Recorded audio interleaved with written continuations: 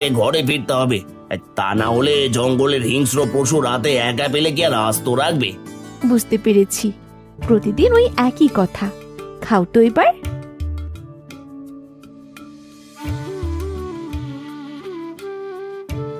মারে, তোর মা মরার পরদিন থেকে সারাদিন তোকে অনেক কষ্ট করতে হয়।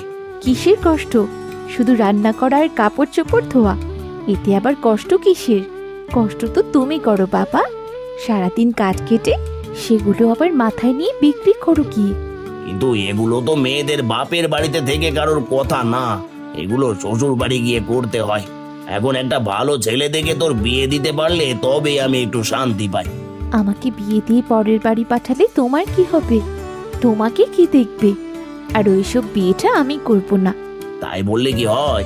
মেয়েদের তো শ্বশুর বাড়ি যেতেই হবে। খবরদার বাবা, আমার বিয়ের কথা একদম বলবে না। আমি বিয়ে করব না। আমি তোমাকে ছাড়া থাকতে পারবো না বাবা। আর ঠিক আছে ঠিক আছে, আর বলবো না, আমার খাওয়া হয়ে গেছে। এবার আমি তাহলে আসি। ঠিক আছে যাও, কিন্তু দিন থাকতেই ফিরে এসো। হ্যাঁ হ্যাঁ, দিন থাকতেই ফিরে আসবো।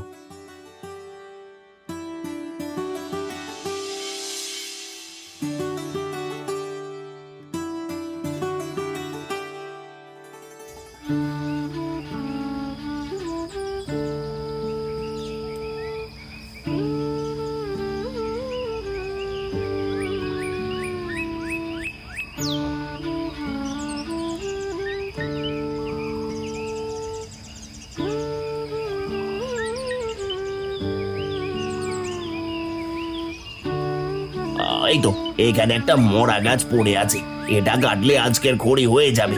এটাই কেটে নিয়ে যাই।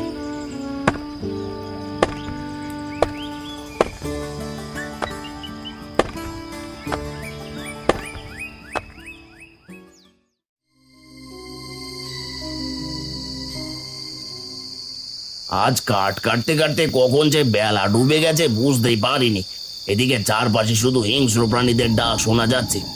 জানি না আজ সুস্থভাবে বাড়ি ফিরতে পারবো কিনা।